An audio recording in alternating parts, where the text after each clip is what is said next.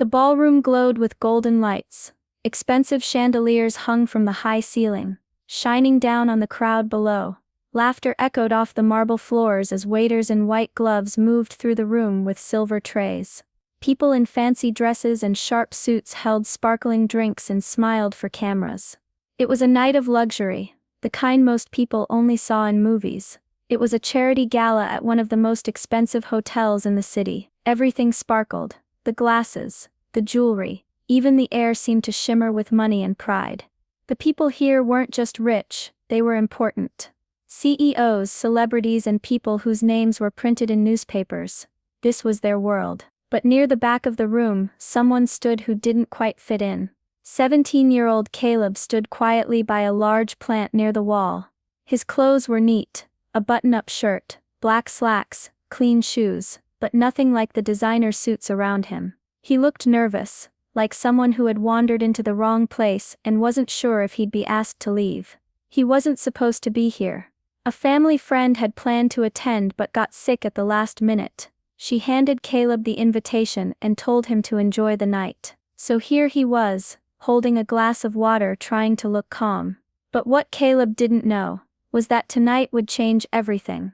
This wasn't just a party, this was a test, and he had no idea he was about to be the center of it. Caleb tried to blend in, but it was hard. The room buzzed with important conversations about big donations and fancy projects. People talked about money like it grew on trees. Caleb felt his heart pounding in his chest. Suddenly a tall man with a sharp suit and a cold look in his eyes approached him. His name was Mr. Darrow, a man known in the city for his quick temper and no-nonsense attitude. He looked Caleb up and down, his eyes narrowing. "You don't belong here," Mr. Darrow said in a low voice. "This is private property. Only invited guests allowed." Caleb swallowed hard. "I have an invitation," he said quietly, holding out the card he was given. Mr. Darrow snatched the invitation and glanced at it, then sneered. "Looks fake to me." Caleb's cheeks burned with shame. People nearby started to notice. Whispers floated through the room. "I'm just here for my family friend," Caleb said, trying to keep his voice steady. "She couldn't come." Mr. Darrow's face hardened. "You need to leave. Now." Caleb felt tears sting his eyes but forced himself to stay calm. He didn't want to cause trouble, he just wanted to enjoy the night. But Mr. Darrow wasn't finished. He stepped closer, blocking Caleb's path. "This place is off limits to people like you." Confused and hurt, Caleb backed away slowly. For the first time he wondered, was this place really for people like him? After the confrontation, Caleb slipped quietly out of the ballroom. His chest felt tight, and his hands trembled slightly as he clutched the invitation. Outside, the cool night air was a sharp contrast to the hot, tense room he had just left. He didn't understand why Mr. Darrow had been so harsh. The invitation was real. Why would anyone want to keep him away? Caleb's mind raced with questions. He decided to call his grandma, the one person who always seemed to have answers. Grandma had lived in the city for years, and knew its secrets better than anyone. "Grandma," Caleb said over the phone, voice low and shaky, "do you know anything about the hotel, or the gala?" There was a pause on the other end, then Grandma's voice softened. "That place. It's owned by a trust, Caleb. A powerful group that controls a lot of property around here. Not many people really know who's in charge, and they don't like surprises."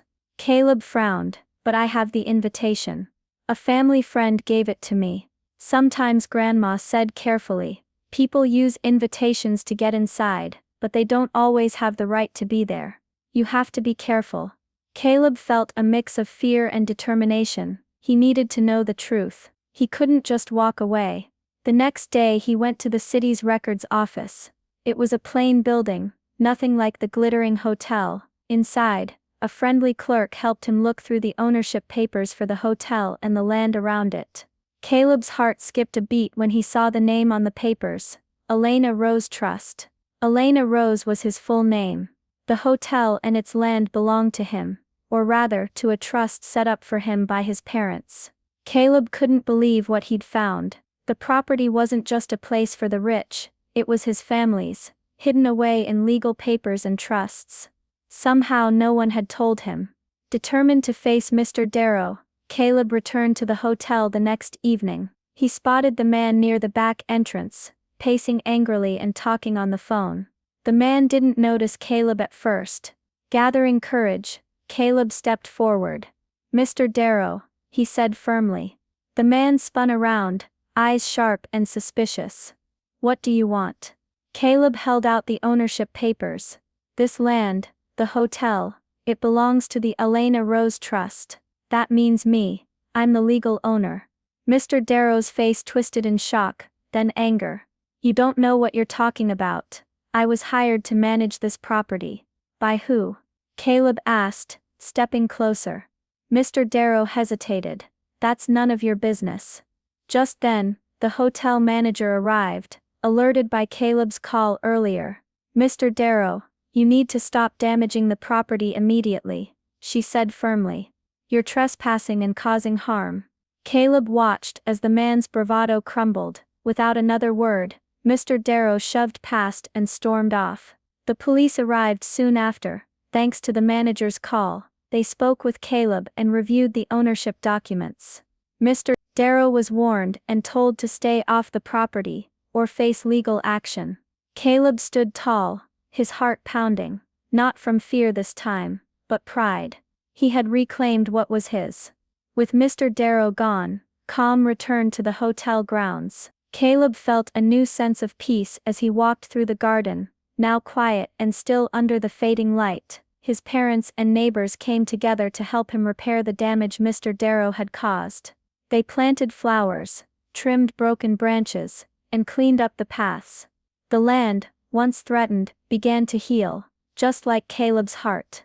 One evening, while sitting on a bench near a blooming rosebush, Caleb found an old faded envelope tucked inside the mailbox at the edge of the property. With gentle hands, he opened it. Inside was a letter, written in a delicate script. To the future heart of this land, it read, "I hope you love it as much as I did." Caleb smiled, feeling the weight of those words settle warmly in his chest. This place wasn't just a piece of land anymore. It was a home, a promise, and a reminder that sometimes, even when things seem unfair or scary, the truth will find its way. And Caleb knew one thing for sure: he was exactly where he belonged.